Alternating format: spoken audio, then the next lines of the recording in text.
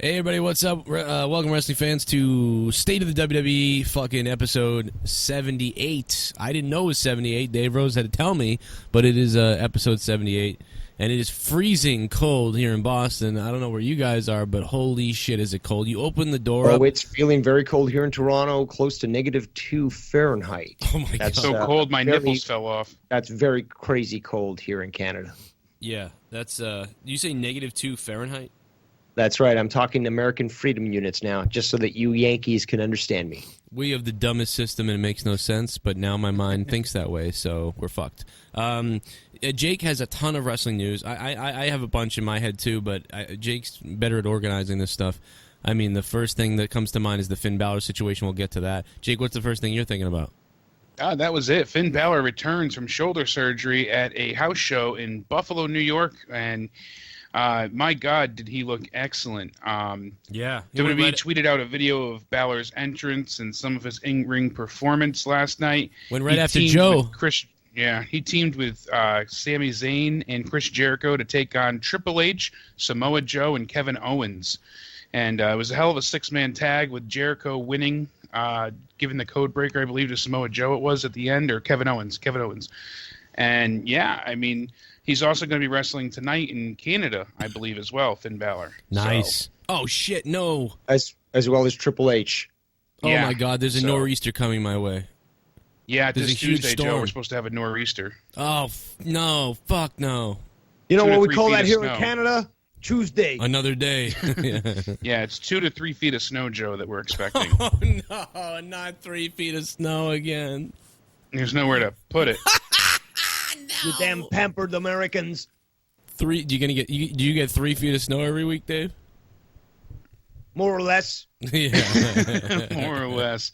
Yeah, they're basically saying, the rumors are if Seth can't make it back, that now Finn Balor will face Triple H at Mania. This is some of the stuff I've been hearing, too. See, weeks ago I said that, it would be something where, like, Triple H calls out Seth, then Seth starts getting beaten up by Samoa Joe, who shows up, and they're beating up, they're beating him up. I said this weeks ago. They're beating up, Seth Rollins, and then Finn Balor shows up in full demon at WrestleMania. Yeah, because he has bad blood with Samoa Joe, so right. It makes perfect sense. I mean, it's a story that writes itself. According to Dave Meltzer, Seth's supposed to be ready to go, but I don't know. I watched the return video recently and seeing his behind-the-scenes stuff. He's hurt, he's not walking great. I've seen a video of him in an airport, kind of off the cameras for WWE, and let me tell you, he's limping hard. He's got the, one crutch support, so we'll see. But we have, 30 days away, I believe, at this point from WrestleMania, so. Yeah. Regardless, why are we not getting six-man tag matches like this on fucking Raw? I don't know. That was awesome. And the worst thing about it is... I was hype as shit. Well, the worst thing is they show it. Bigger question is, and this relates to Seth Rollins, is why do they continue to risk the well-being of these individuals that they're trying to prop up at house shows when, if anything, they should be risking it on a televised show or at a pay-per-view? Yeah. I've argued that many times. I mean, this coming Monday night, you have John Cena and I forget who else in a street fight in Charleston. They're having a Charleston street. I think it's AJ in a Charleston street fight. Yeah. And then it's Bray Wyatt versus Luke Harper for the title. So while Raw's going on, the SmackDown guys have a house show in Charleston. So, I mean, it's not like, oh, Raw's on, so we get the night off. They wrestle, tonight, and then they're going to wrestle Monday night, and then they have SmackDown Live on Tuesday. Their schedules now are busier after the draft than they were before because some nights they're having a Raw house show and a SmackDown house show, so they're really spread thin. It's unneeded. I know the house shows make them a lot of money, and that revenue definitely helps. I mean, you're talking not just ticket sales, but merchandise sales and all the, everything that goes along with it.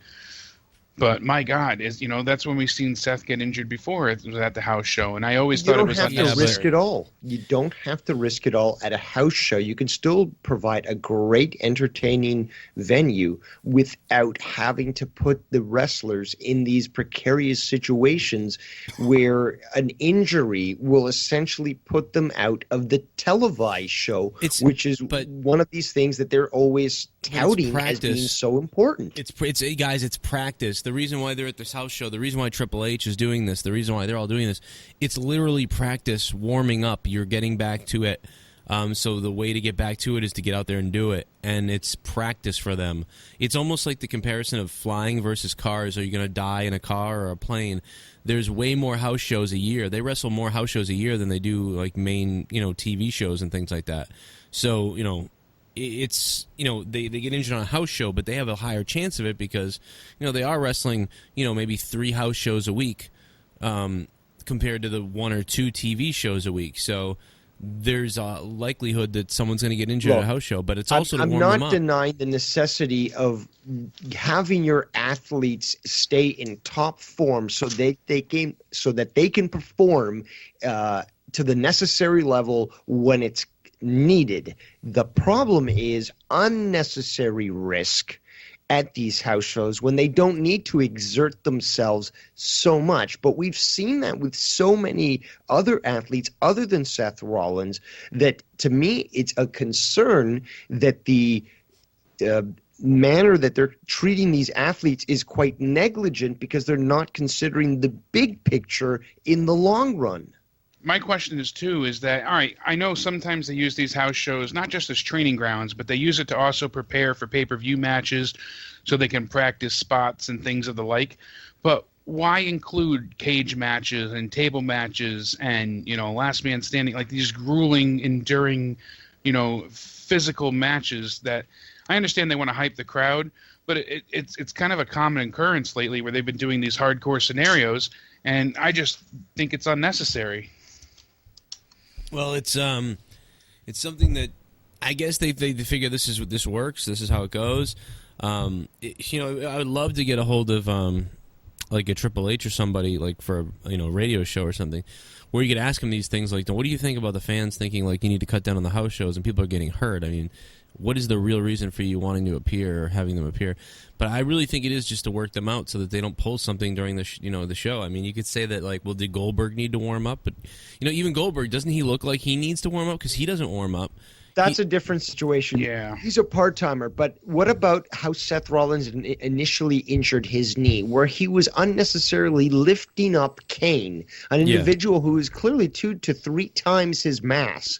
That's a different story. Why are you doing a sunset flip off the top rope? That's what I'm talking about. It's moves like that. It's not the fact that they're actually performing these, unlike what Jake is saying, these street fights and so forth. Like you're saying, Joe, it is necessary to keep your athletes in tuned so that when it comes to the big show, they're able to perform. However, the move that Seth Rollins did with KANE was unnecessary. It's stuff like that I'm talking about that's not only affected Seth Rollins, but other individuals who have been injured unnecessarily when it wasn't needed. When, again, it was at a live show. It was not needed.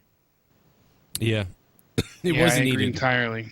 It wasn't needed, but it's something I guess he did a bunch. But anyway, Finn Balor coming back. I mean, do you think Monday night on Raw? I mean, because now he's back. The WWE.com puts out the video. I got to believe that means that he's going to show up on this tomorrow night on Raw. I mean, at this point. I hope so. I think he has to. How could they not have him come out? Yeah. That's a good point. But I'm thinking that considering the dismal state that Raw is currently in, I think this will at least pique interest, it will excite the crowd, and it will get people watching Raw. So this definitely, I think, is a boon considering the current situation. You know what enamors me about Finn Balor, too, is that if you think about it, he got drafted the night you were there at the draft show. He, came out that following Monday on Raw. He had a match where he beat Roman Reigns and became the #1 contender for the new title, the Universal title. Same with Seth Rollins. So he's going to face Seth. And then he went all the way to SummerSlam. He faced Seth. So he had 2 matches on the main roster, injured himself, and had to relinquish the title. And now he's coming back, and there's such a buzz, and people are anticipating his arrival, just like NXT fans were waiting for him to get called up. But in those 2 short, matches that he had, and the week of him unveiling the Demon Balor, all that had happened. Fans are in love with him. And I wonder what's so special about Finn. I mean, I know the reasons, but you figure to casual fans that didn't watch NXT, that didn't see him before, what about him has, basically, made them fall in love with him. It's funny to think how there's thousands of fans that are now he's their favorite. So many little kids love him. Do you think it's just the demon aspect or the spectacle of his entrance, or is there more to it? I mean, it kind of makes me wonder how the crowd fell in love with him. It's those dreamy eyes and that white smile. It's got to be part of it, but the crowd fell in love with him in a very, very short amount of time, and without having any preconceived notions of what he did previously. So it just makes me wonder, is it just him as his entire package, or do you think there's something about him in particular that stands out? It's his package. That's Austin Aries' answer. Yeah, you're right. That is Austin Aries. You talking about Finn Balor? Yeah, as far as Finn goes, I mean, you think about it. He was only there for less than a month on the main roster on Raw, and he's one of the top guys in the fans' eyes. Not just the hardcore fans, the casual fans love him. I've seen it on polls on WWE.com. There's still a lot of people though that don't like him or don't know who he is, or they're like, why does anyone care about this guy? There are a lot of people. Not that many though. I don't know. A lot less than what I was anticipating. At least as far as you see the polls on the .com and on Twitter, and you can tell when it's a heavy casual influence.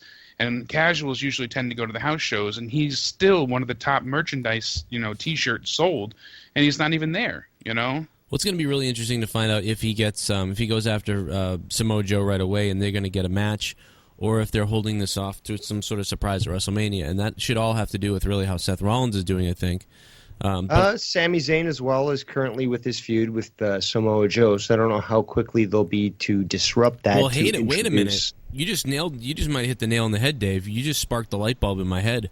Seth Rollins isn't doing too well, but he could probably do something at Mania. Finn Balor's coming off an injury. Triple H is coming back. Wait a minute. What about the stable? The club is calling. Cronin Club. Of Triple H, Samoa Joe, and Kevin Owens against... Well, no, wait a minute. They can't do that because Kevin Owens has a match against Jericho. So I was going to say, what about a tag match? You know what I mean? Between all of them. Yeah, that would have been good. But there's a lot going around about, the new form of Evolution as well. I hear a lot of rumblings about that this week. I mean, we've known about this for quite some time. But especially with last night's six-man tag match, the three of them, Samoa Joe, Kevin Owens, and Triple H, they the whole "this is the new Evolution" has been going around like wildfire. So. Yeah, let me see the junk. I wonder how big do you think Triple H's dick is? Forget all this other talk. No, it's a sledgehammer, baby. No, but it's They can't do that because Kevin Owens is gonna wrestle Jericho. So I mean, I guess there could be a tag match: Samoa Joe and Triple H versus Finn Balor and Seth Rollins. That would, but there's two injured guys over there. I mean, I don't know. That might work though. That's when they'll bring back the Shield. Watch. Oh God, no. Well, what else? What else you got there? Let's move on from Finn Balor. Some semi-depressing news here is that the main event at WrestleMania, Goldberg, Brock Lesnar, expect it to be another short match. Sportskeedas, along with another bunch of other websites, are saying that Goldberg and Brock Lesnar, for the Universal Championship, is going to be a 5 to 7 minute match as the headliner at WrestleMania. It said this would be a major step down when compared to the standards of previous main events. But the last thing WWE wants is WrestleMania to end with jeers, but they want to make the fans pop. But they also are afraid that, Goldberg can't wrestle, basically, or he'll get injured. Right. Seems like they don't have a lot of faith in Goldberg at this point. Seems like they don't have a lot of faith in themselves. It's just very disheartening to hear that, our main event could be less than 5 minutes long between two industry giants because of age and inability to, wrestle. I mean, normally a match like this, you would expect there to be blood and an 8 minute match or something, a 10-minute match, and there's blood and there's violence. You'd expect something like that, but I don't see anybody bleeding at WrestleMania in the main event, especially. And so it's just, it is disheartening. It's very weird. They're treating it like a UFC type of thing, so then they think they're treating it like another Monday Night Raw. Well, that's true too. I picture this to go is exactly as follows. You're going to see another spear hit. Lesnar gets hit by a spear from Goldberg.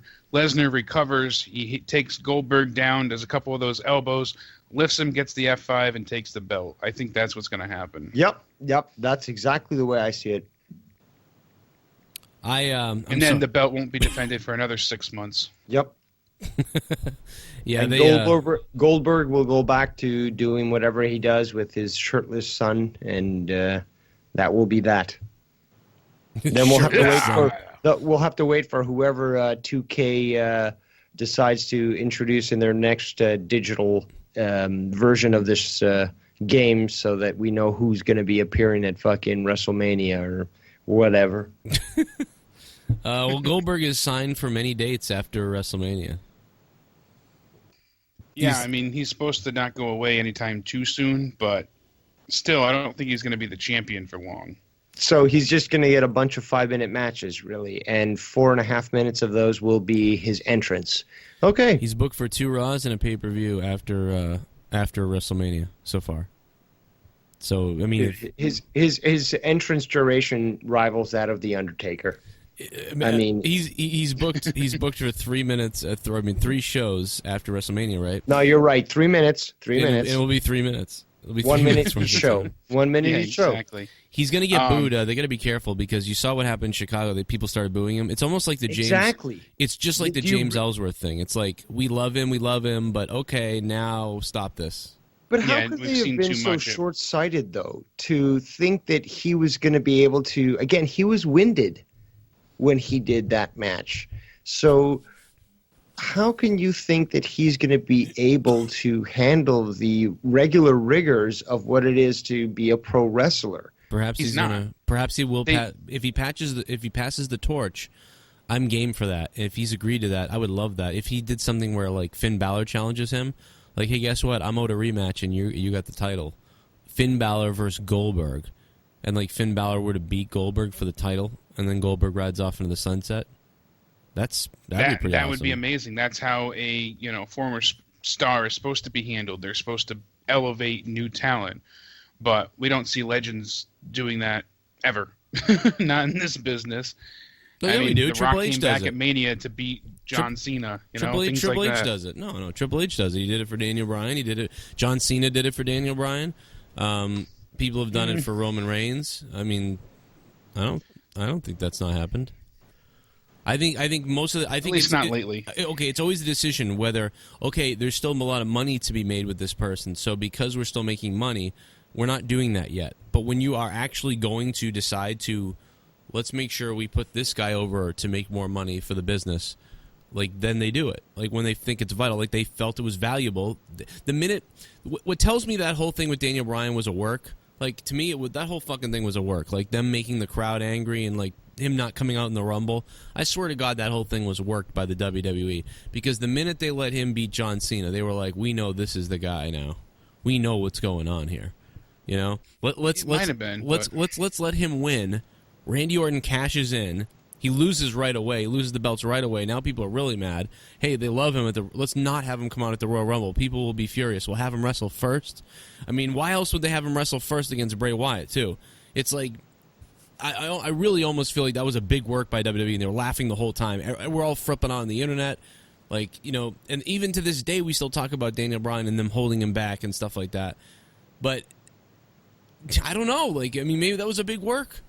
I mean, I don't know, and you might be right, but Joe, also being reported right now is that Daniel Bryan is considering leaving the WWE after his contract expires soon, and there's talk of him going to either New Japan or another promotion. It says the complicated medical situation of Bryan has forced WWE to keep him away from in-ring competition, which we know.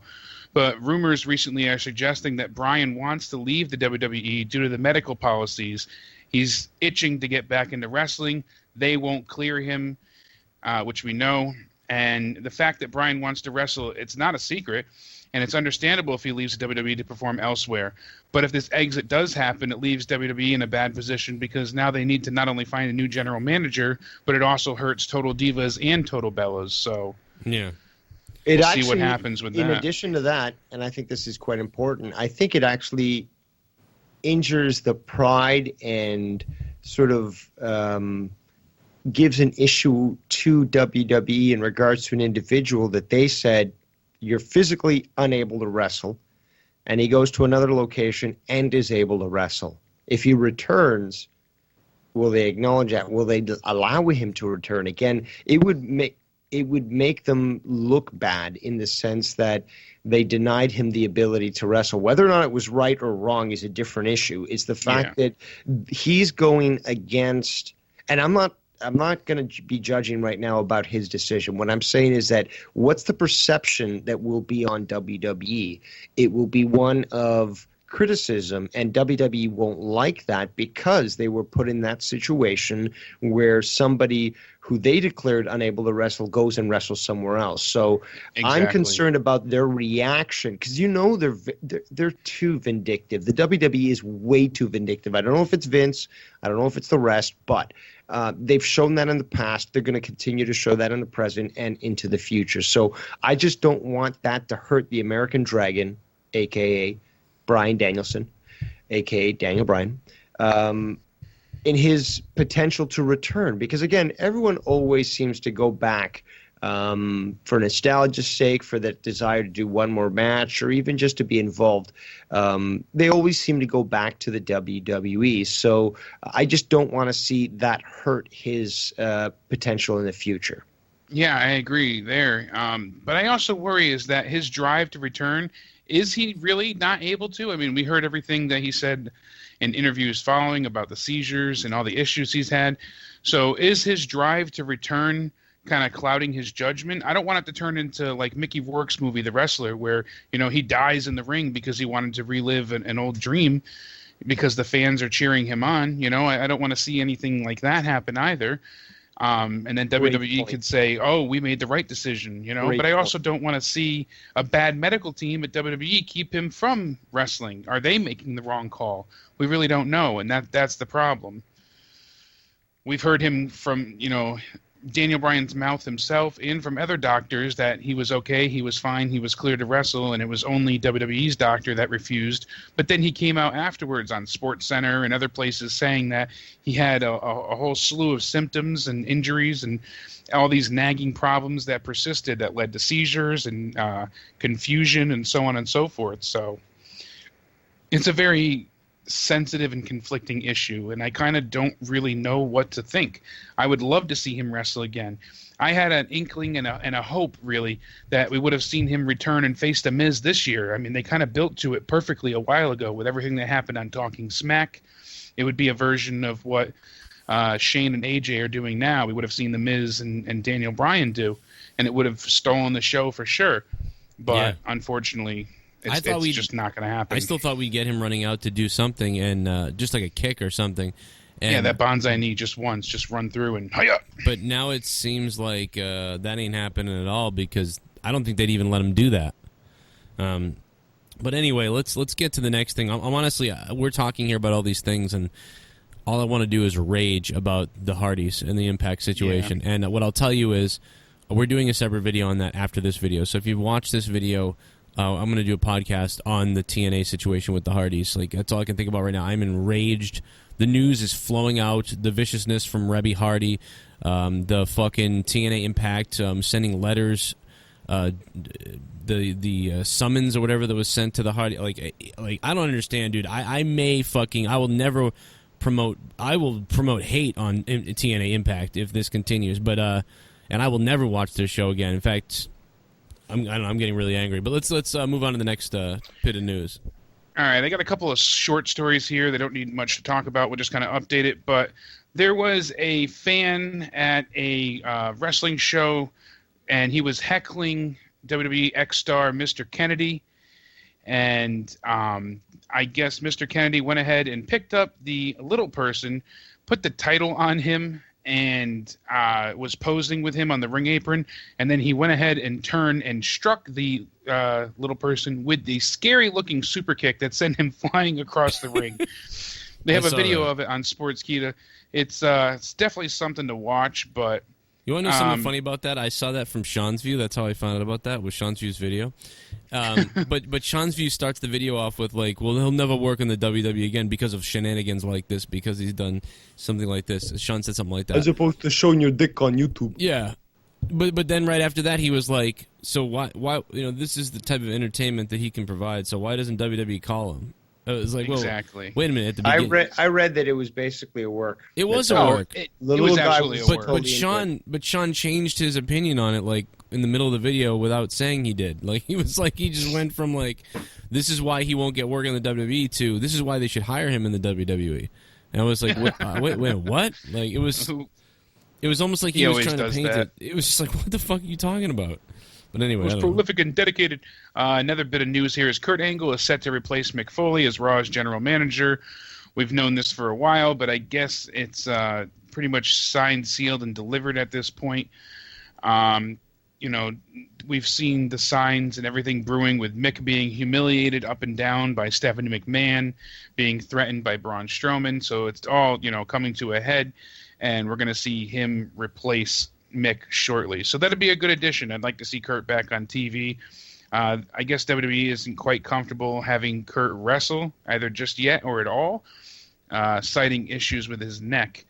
But, we'll see how that progresses as time comes. But I'm happy to see Kurt Angle, in some form on WWE television. Well, yeah, I don't know. I think Kurt Angle's going to be taking Mick Foley's position, I would think so. And another little tidbit here, Eric Rowan is scheduled to make his return to WWE TV on the upcoming SmackDown Live taping in Pittsburgh, Pennsylvania on March 14th. So, this coming Tuesday. Rowan's been out of action for 6 months due to a torn rotator cuff, and reported earlier he's been training at the Performance Center after being cleared to return a few weeks ago. Interesting tidbit here, though, is that they have a YouTube channel, Eric Rowan does, and he's put up all these little odd vignettes. Reminds me of Texas Chainsaw Massacre kind of things. And one of them, it said he saved Sister Abigail, and you see him dragging a body out of a dilapidated building and into a field and making a new sheet mask. So I saw that, yeah. Are they going to use that for the storyline to say that Bray sent, Eric to go and save Sister Abigail before Orton torched his compound? It seems like they are using it, but they're not mentioning it on mainstream, on the show. So I don't get that. I mean, he posted a bunch of cryptic tweets, and they show him, roaming around with the body of what's supposedly Sister Abigail. So, this gave rise. The club is calling. Cronin Club.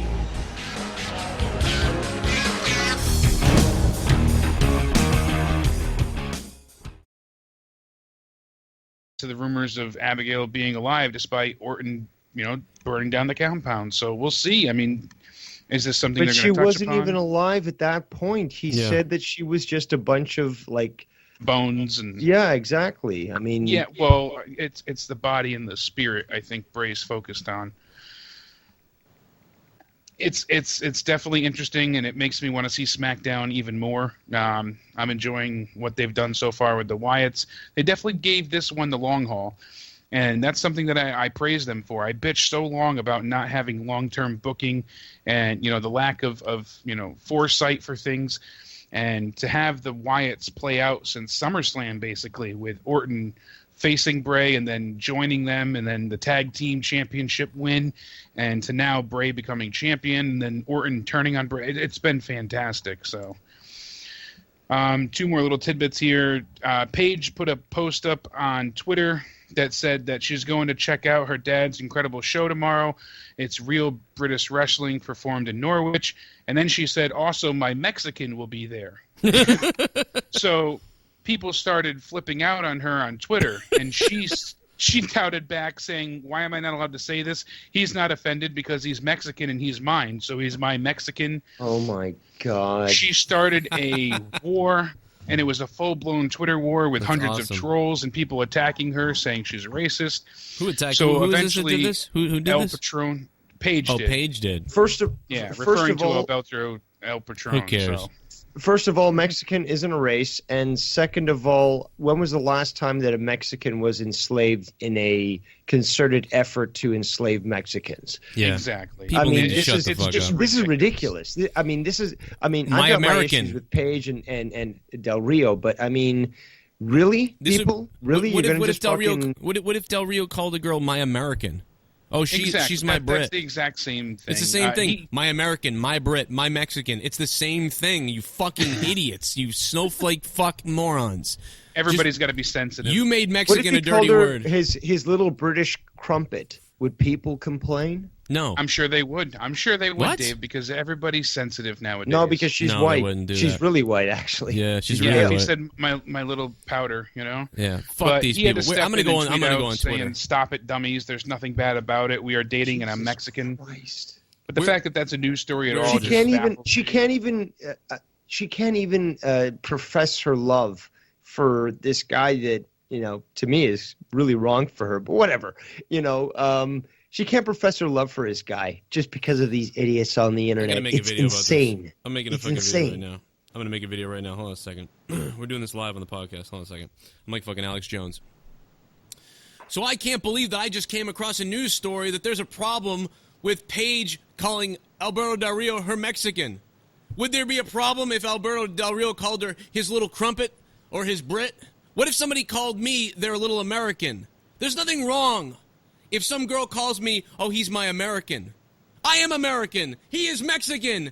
Mexican's not a race. American's not a race. You fucking morons. Leave these two alone and shut the fuck up, you stupid morons. You sound like idiots. Go grab your box of snowflakes, your crybaby cereal, or whatever you need, and stuff your head in the safe zone closet and shut your damn mouths and leave Paige and El Patron alone because you sound dumb as fuck.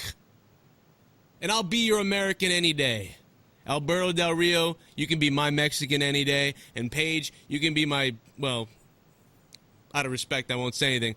But you guys make a cute couple. El Patron, dude, I'm so mad right now. Is this really a thing? Is this really a fucking thing? Is this really a thing? Is this really a fucking thing?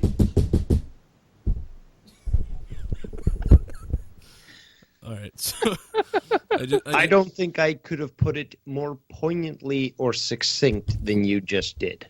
Absolutely, So that thank- was poetic. That All was right. justice at its finest. that went up on their Twitter. Just Nice. everybody go find that on their Twitter, on Paige's Twitter, and retweet that video. Absolutely. Here's our last bit of news before we get into our main topic. Roman Reigns is supposed to defeat The Undertaker as of right now. As a face. Oh God, no! As a face. A major twist happened this past week.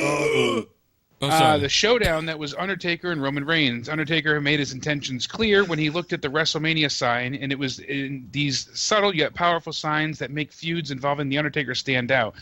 The next obvious question that everyone has is who will win the match. Well, according to Cage Side Seats, Roman Reigns is the favorite to walk out as the winner as a face. Vince has no intentions of turning Roman heel, and Undertaker reportedly doesn't mind doing the job for Roman. So, Fucking Mark. it's going to help the career Did you of just Roman. say fucking Mark, like Mark Calloway? Yes, That's Mark awesome. Mark. That's great. Jesus Christ, man! Like this is it's unacceptable. It really is. If Vince he's does not not going want in to as turn a Roman heel heel. to do this, it's so forced. I mean, it's understandable that if anybody was to break the streak, and again, I always was of the idea that he should have retired before then. Okay, they moved on. They said, okay, his streak is going to be broken by who? Brock Lesnar. I thought to myself, that makes sense. It's acceptable. Both guys were digging it, and they liked that idea. Fine. But to have him continue to come back, he's looked very weak in other events and stuff, which I felt bad for the guy because he's getting old, and he's got that love for the industry, but he just can't cut it anymore. So put him in the good stuff. And yet what they're doing, they're putting him with Reigns, and he wants to put Reigns over? I mean, I understand your love of the company, but this is not the way. It's not the way. I really can't believe it anymore. If this is what happens. It's just extremely upsetting and mind-boggling. I don't know what to say or do. As far as all this goes, it drives me nuts. I don't understand as to why they would do that. Why would they go ahead and not turn him heel. And if they aren't going to turn him heel, you're going to let him beat The Undertaker? Come on. I can see it, though. I mean, this is what I can see it happening. Already said We've seen worse with Reigns. We've already, you know what? It's even it's dumber because 3 weeks ago, weeks ago, when we were giving our picks about what we thought was going to happen in Mania, and we were talking about Braun Strowman, and I was like, well, he's going to beat Braun Strowman to get to The Undertaker, and to beat The Undertaker, it's and that he did. And he beat Braun clean. And he might beat The Undertaker. Clean too, no hijinks or interference or bullshit. He's going to go ahead and pin the dead man in the ring. We're doing the same thing we did with Cena for years. Remember, for like 7 years, it was like he's going to turn heel. They're going to turn him finally, and they never did. And they're going to do the same thing with Roman. They're going to wait till Roman gets up to the level that Cena got up at. I mean, to me, Cena only. At this point, I'm thinking there's a greater chance the Shield reunites than he goes heel. Yeah, I think you're right. I think it's stupid. He should hit The Undertaker on the balls with a steel chair and win. That's how I would book it, but whatever. Or I would do something even more. I would do something more dastardly. I would have their rivalry going back and forth so much, and I would have people saying basically doubting Reigns like crazy, like really doubting him, like you're never gonna beat The Undertaker, dude. This is crazy. You have Brock Lesnar, but that's Brock Lesnar, and you couldn't beat him either, and. I don't know, Roman. And I want to make Roman so crazy that, he can't pin The Undertaker, right? Like, The Undertaker keeps kicking out, keeps sitting up, whatever the fuck at WrestleMania. And finally, Roman maybe goes and grabs, something. And maybe eventually he grabs, maybe it's a casket match, or maybe it's a hardcore match, and The Undertaker brings a casket for Roman. Or maybe Roman brings a casket. Dude, I want to see the fucking casket lit on fire again with The Undertaker in it. I think that'd be great. That would be great to get Roman heat. Cheat to win. Dump him in the casket, and fucking light the thing on fire. I don't know, something like that. The only way that works is that he goes heel in that win. To me, that would be satisfying. It would set the crowd insane. And granted, it's not the typical end of a happy-go-lucky WrestleMania where it's usually, oh, look, the good guy won, this and that. This would really sort of entice people to watch Raw the next day.